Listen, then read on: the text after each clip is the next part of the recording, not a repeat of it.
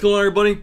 UCF Jaguar back here with GenJag.com, and this Saturday night at 7 p.m. Eastern Time, we have the dress rehearsal preseason game, which is really the most exciting preseason game of the season. And then, game 4 is easily the worst, as you just play a bunch of backups. So this Saturday will really be our last shot to see the starters playing together before we open up week 1 at New York against the Giants. So in this video, we're going to go ahead and preview this game a little bit. What I'm going to do is I'm going to essentially go by a positional unit, just so I don't forget to say anything. Obviously, we're still in a state of evaluation, so I want to make sure I get through every position group.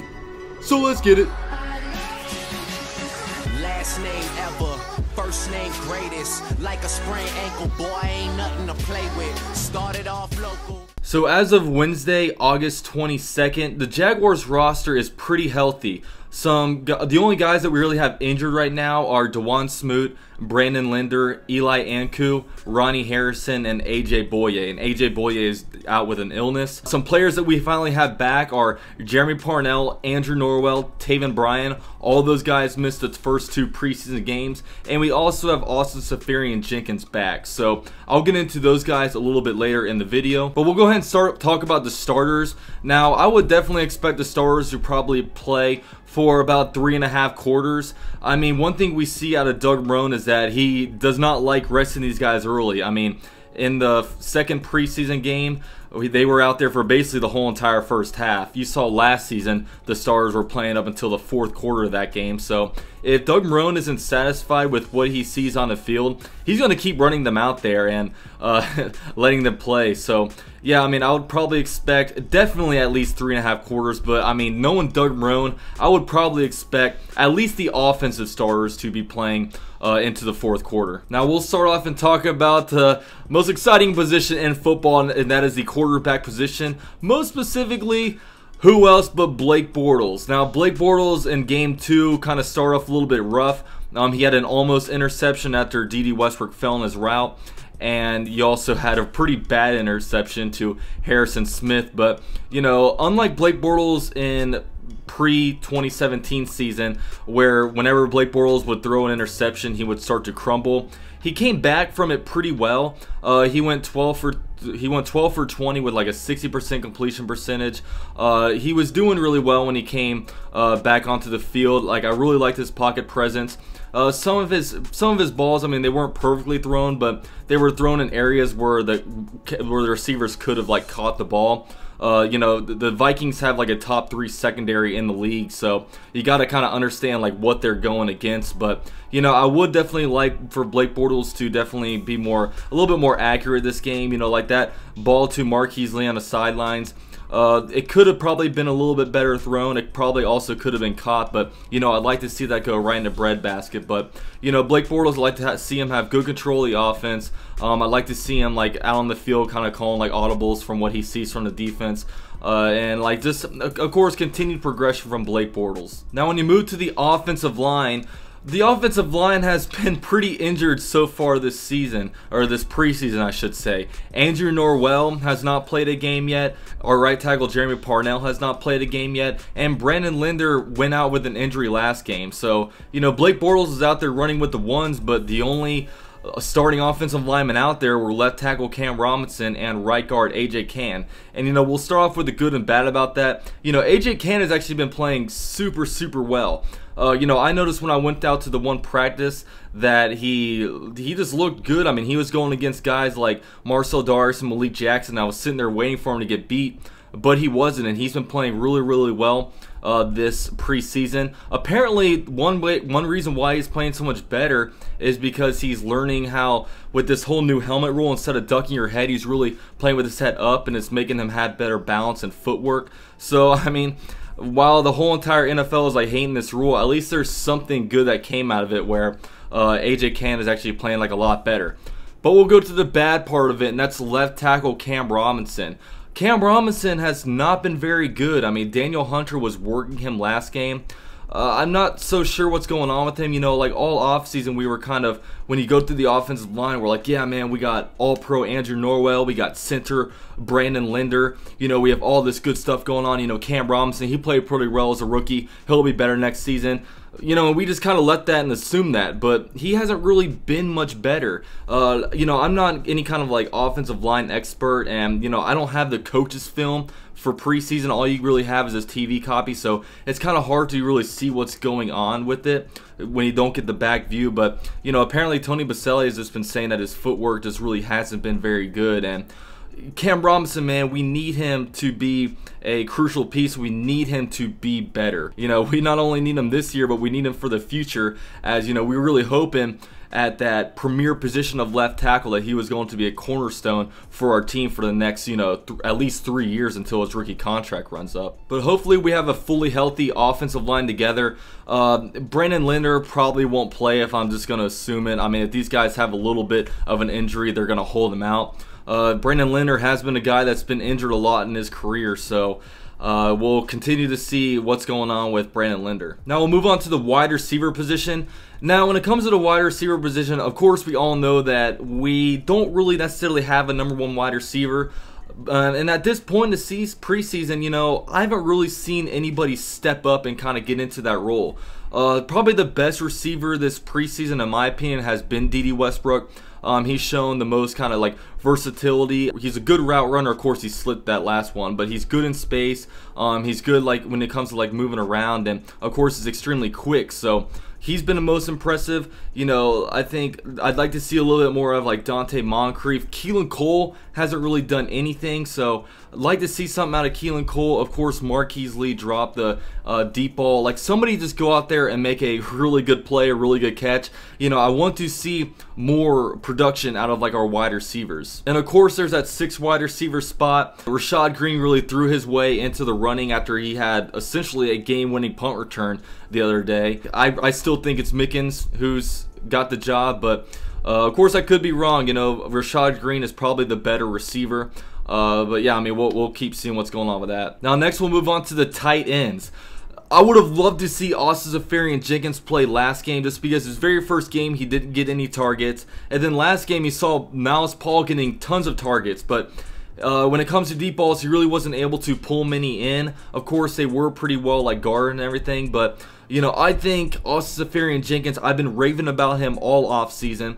I really think that he's going to be a huge X factor for the Jaguars, and you know, I just like to see him out there on the field showing off a little bit, and you know, hopefully he'll be able to play. He is back from injury, so you know, I want to see a good dose of like Austin Seferian-Jenkins, just because he's a piece of our offense that we've really never have. So I want to see more of Austin Seferian-Jenkins. Now the running backs, we'll see how many carries Leonard Fournette gets. Seeing how the Jaguars are playing like with our starters these last few games, I mean, this guy could get like 10 to 15 carries this game. Like, you never know. But he was running into a lot of loaded boxes in this last preseason game, which kind of stunk just because, you know, there's really not much you can do like going up against that. But I'd like to see us maybe open up the run game with the passing a little bit. One thing that drove me nuts about this last game was I feel like I was having flashbacks to some of the games from 2017 where we're going run, pass, run, third and long pass. Let's go ahead and like take the top off the defense. Let's open up the run game through the pass, and let's see Leonard Fournette go downhill a little bit, man. It's preseason. Like, what do you have to lose? Go out there and try some stuff. But another running back that's been really good is TJ Yeldon. I was so impressed when I saw TJ Yeldon in person.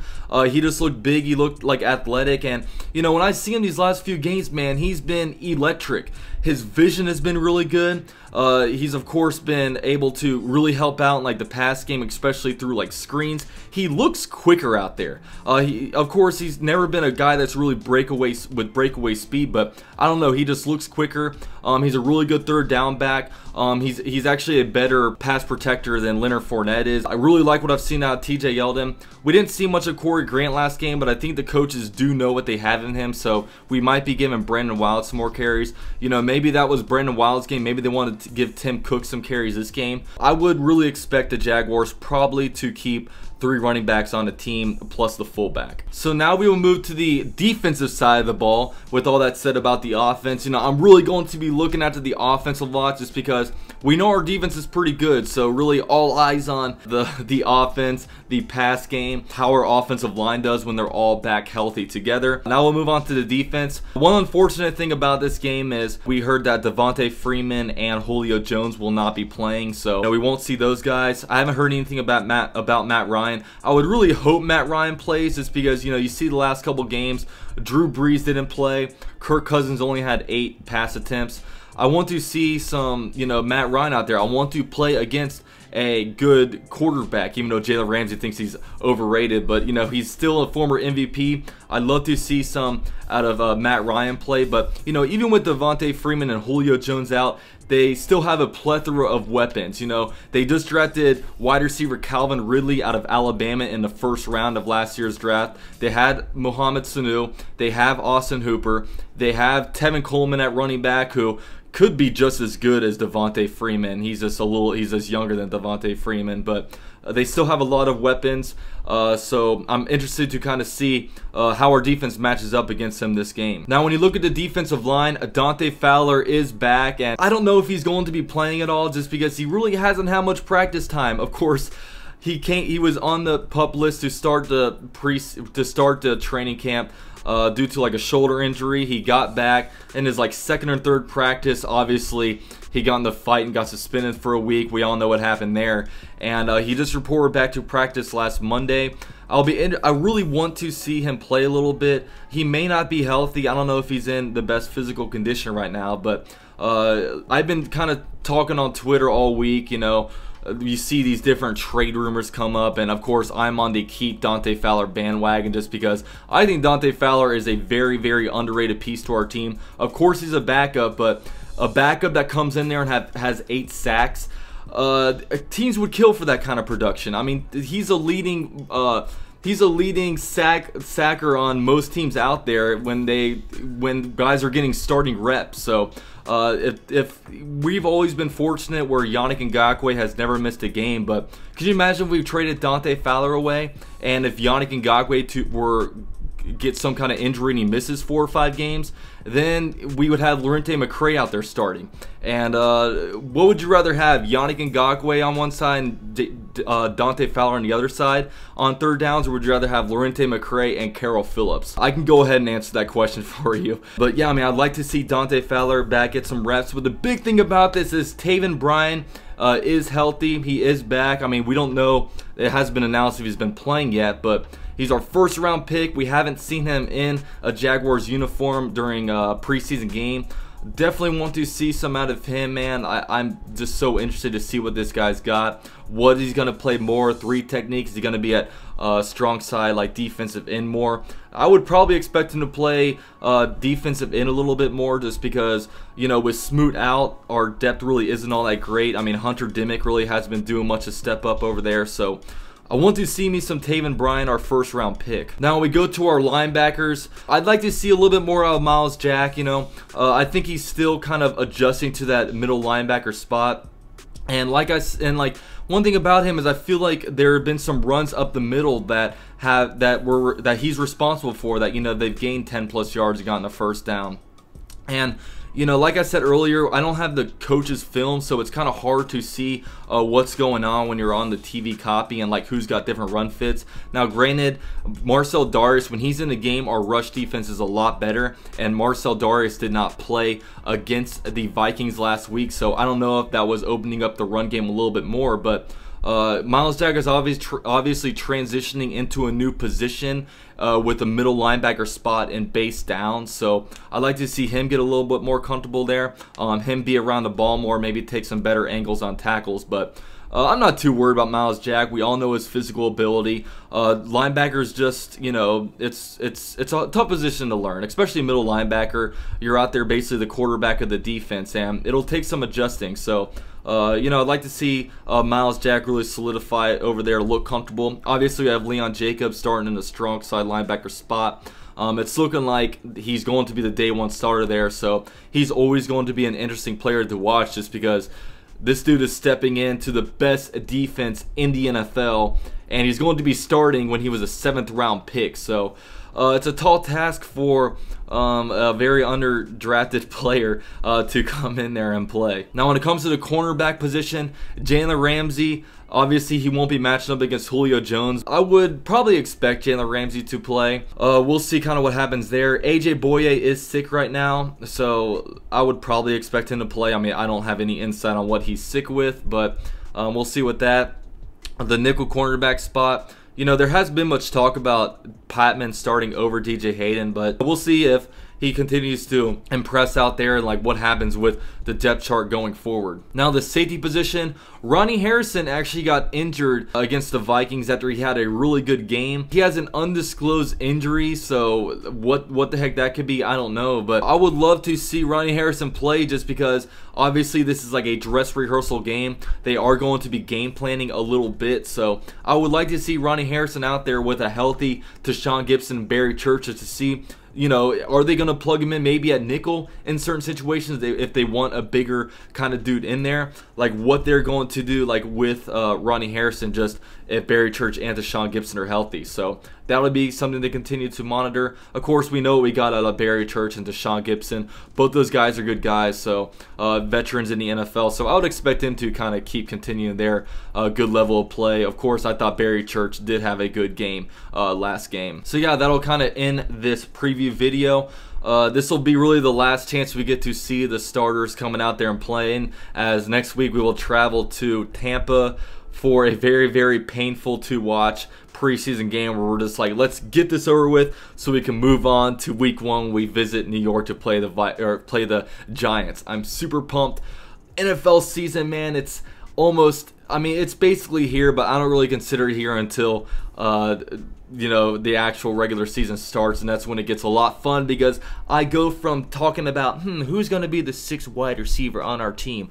Ooh, Donald Payne is. I get to go out there and actually game plan. I get to go out there and say, okay, they have this guy, here's how I would attack them, instead of just doing kind of evaluation stuff. You know, it's this whole, you know, preseason stuff. I'm all about game playing as opposed to really analyzing backup players. So excited for the regular season to start. I'm kind of ranting a little bit, but yeah, thanks guys for watching my video. This is UCF Jaguar with GenJag.com, and I'm out.